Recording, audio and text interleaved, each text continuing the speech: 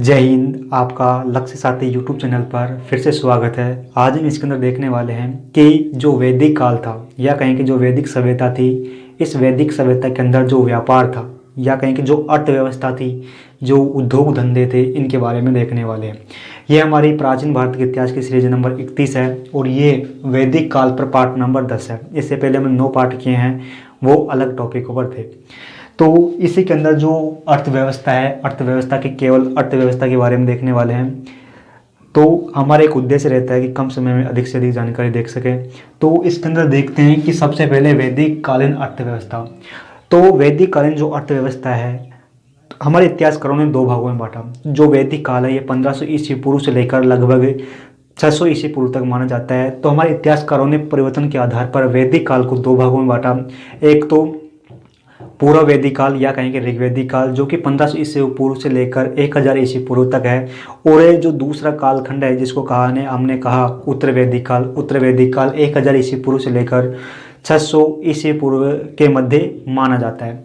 तो जो ये ऋग्वैदिक काल है और जो उत्तर वैदिक काल है, इस उत्तर वैदिक इन दोनों कालों में जो अर्थव्यवस्था थी, इस अर्थव्यवस्था में बड़ा परिवर्तन देखने को मिलता है। तो इस आधार पर हमारे इतिहासकारों ने वैदिक काल में जो अर्थव्यवस्था थी, उस अर्थव्यवस्था को 2 भागों में बांटा। तो एक सामान्य रूप सा मत है कि जो अर्थव्यवस्था में जैसे कि प्राथमिक कार्य, द्वितीय कार्य और तृतीय क्रियाकलाप, जैसे कि अर्थव्यवस्था में शामिल होते हैं कृषि या पशुपालन शामिल होते हैं, साथ ही उद्योग धंधे शामिल किए जाते हैं। फिर इसके साथ ही जो सेवाएं होती है, सेवाएं जैसे कि प्रशासनिक सेवाएं हो सकती है, किसी प्रकार की सेवाएं हो सकती है, इन सभी को सामूहिक रूप से हम कह सकते हैं अर्थव्यवस्था। कहने का मतलब है कि अर्थव्यवस्था में कृषि या पशुपालन शामिल होते हैं, फिर होता है हमारा उद्योग धंधे, फिर होता है हमारी सेवाएं।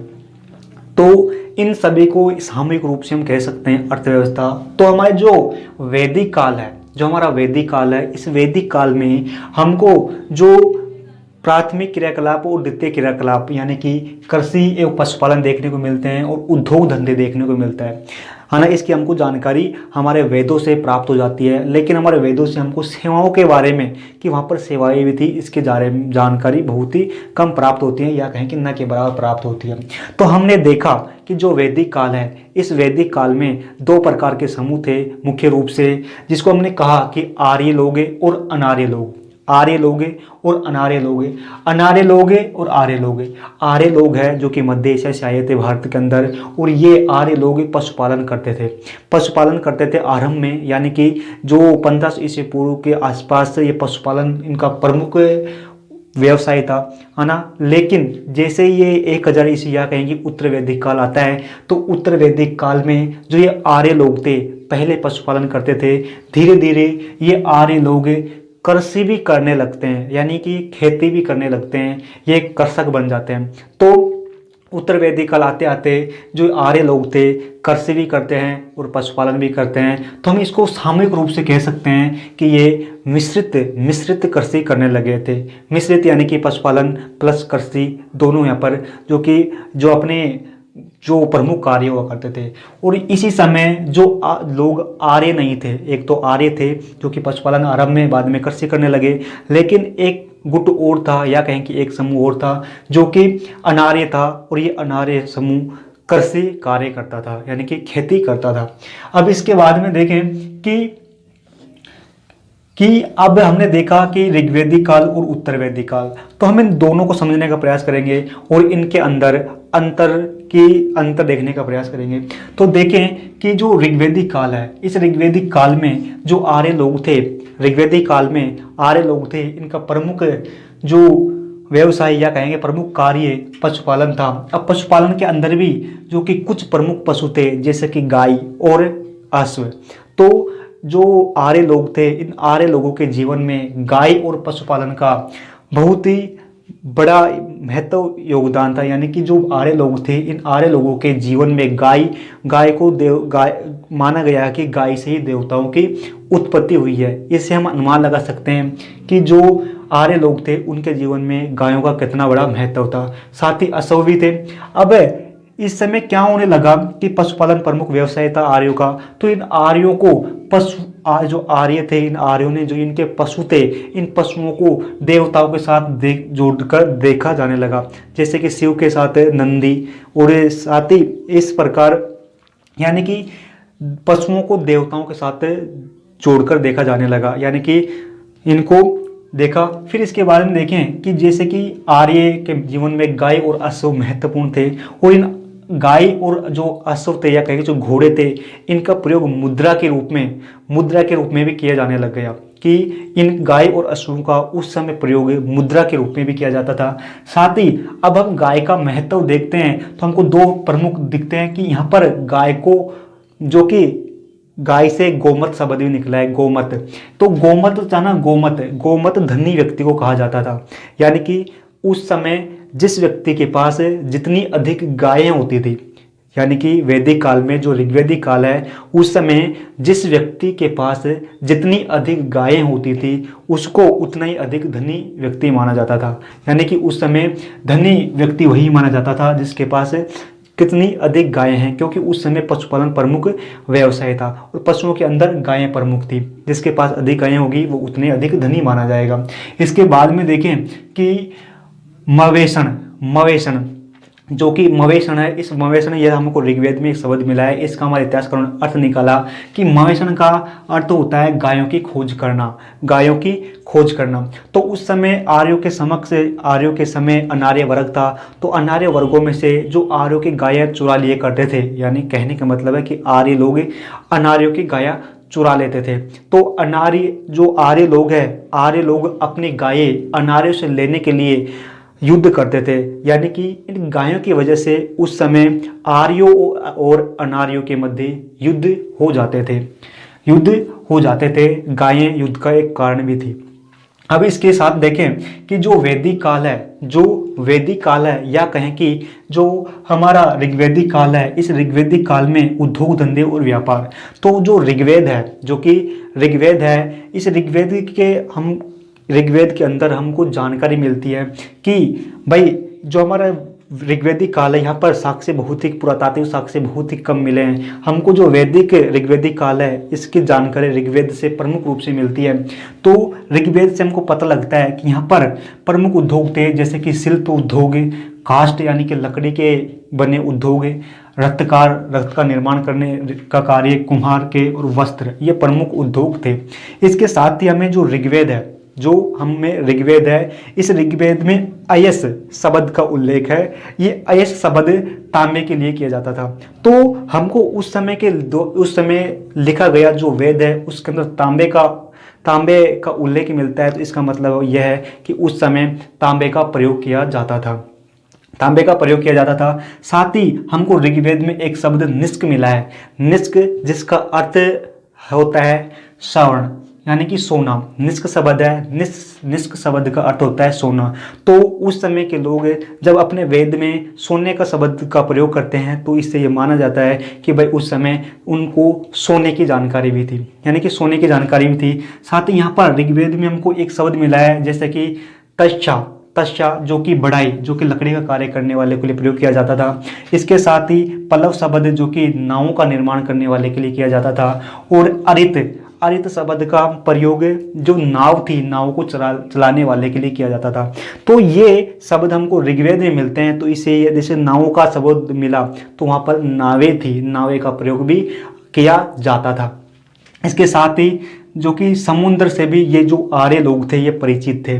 तो इससे ये माना गया कि भाई ये शब्द है जो कि हमको ऋग्वेद में मिले हैं। तो जाहिर सी बात है कि जो आर्य लोग थे, जो ऋग्वैदिक कालीन लोग थे, उनको इन जो कि हमको तांबा, सोना, नाव, समुद्र, इनसे इनको जानकारी थी। अब उस समय के जो लोग थे उनके आभूषण सोने से भी बनाए जाते थे। तो इससे पता लगता है कि उन लोगों को जो प्रगलन है, धातु को गलाने की जानकारी भी थी। साथ ही इसके बाद में देखें कि सिंधु नदी है। तो सिंधु नदी को उस समय कहा जाता था हर्ण्यवती। अब जो हर्ण्य होता है, इस हर्ण्य का अर्थ होता है सोना।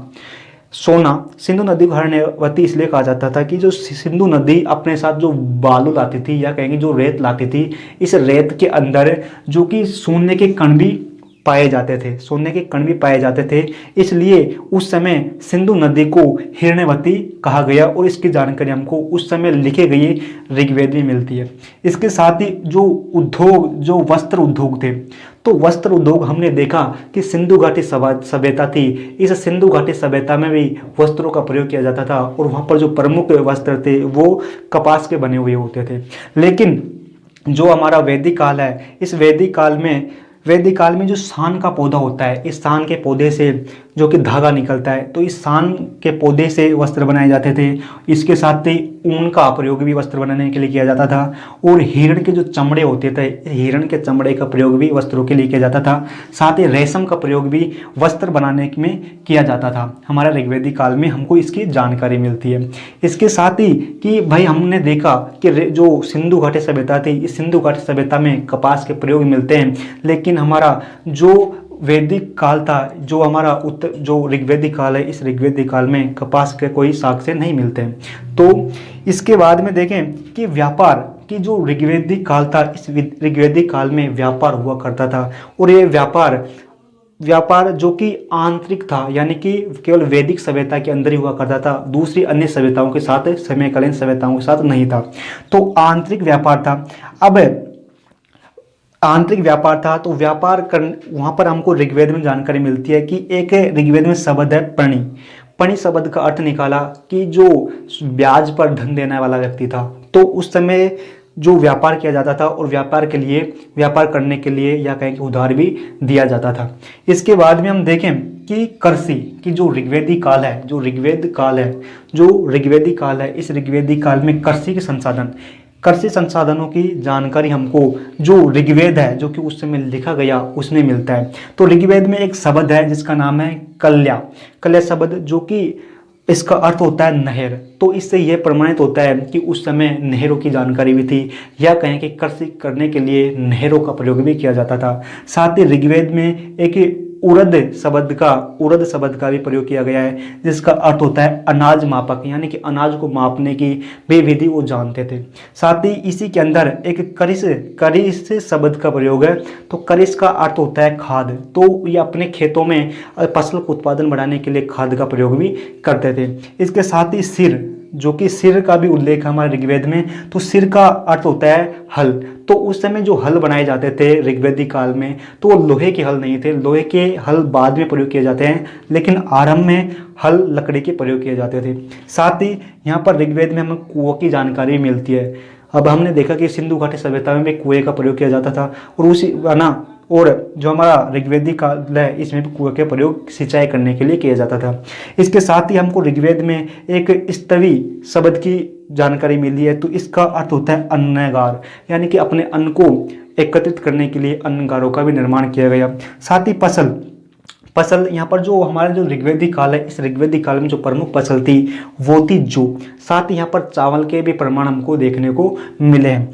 साथ ही जो एक प्रमुख यहाँ पर जो अंतर होता है, जो ऋग्वेदिक काल और उत्तर वैदिक काल में कृषि संबंधित है। तो जो ऋग्वेदिक काल है, इस ऋग्वेदिक काल में कृषि केवल अपने उपभोग, यानी कि जीवन निर्वाह के लिए की जाती है, अपना जीवन बिताने के लिए, या कहें कि केवल खाते इतना ही पैदा करते थे जितना वो खा सके।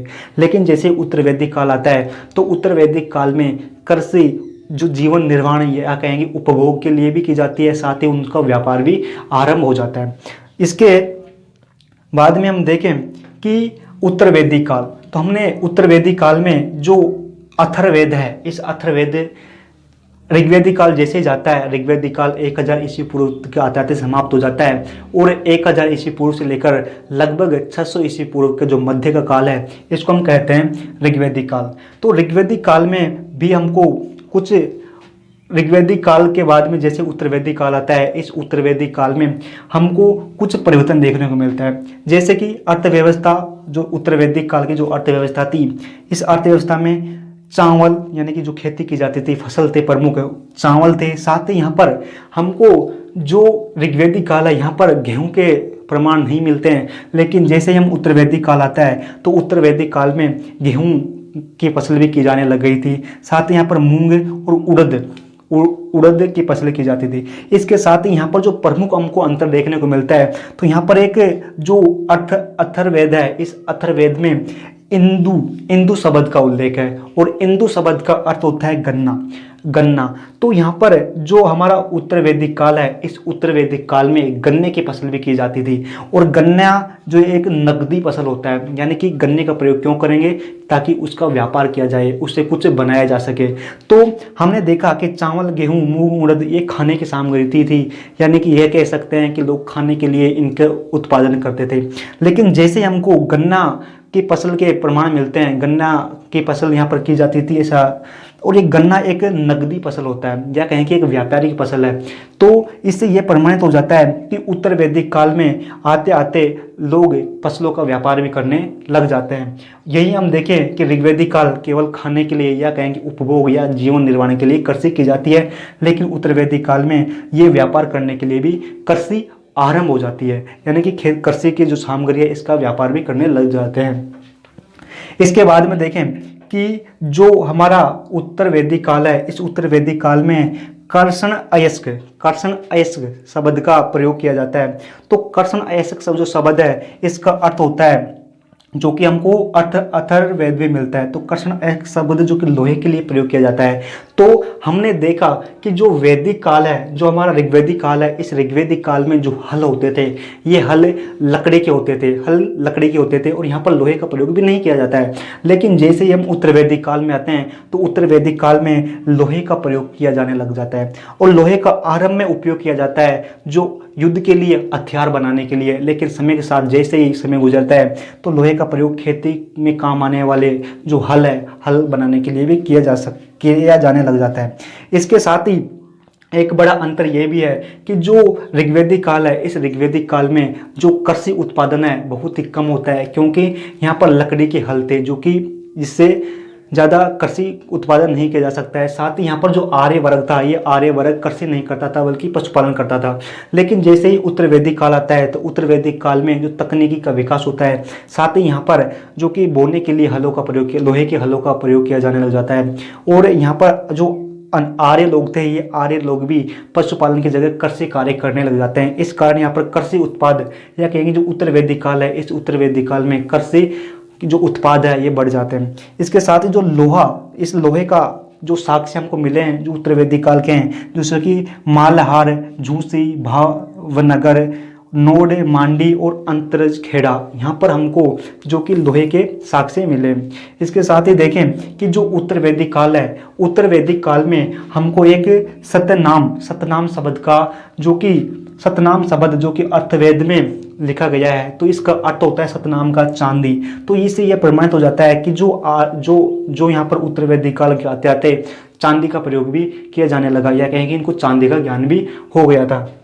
इसके साथ ही उत्तर वैदिक जो हमारा ऋग्वैदिक काल है, यहाँ पर व्यापार जो कि इतना खास नहीं था। लेकिन जैसे उत्तर वैदिक काल आता है, तो उत्तर वैदिक काल आते आते यहाँ पर जो एक श्रेणी का गठन हो जाता है, जो कि व्यापार करने वाले लोगों का एक समूह होती है। यानी कि उत्तर वैदिक काल आते आते व्यापार करने वाले लोगों का एक समूह बन जाता है, जिसको कहा जाता है श्रेणी।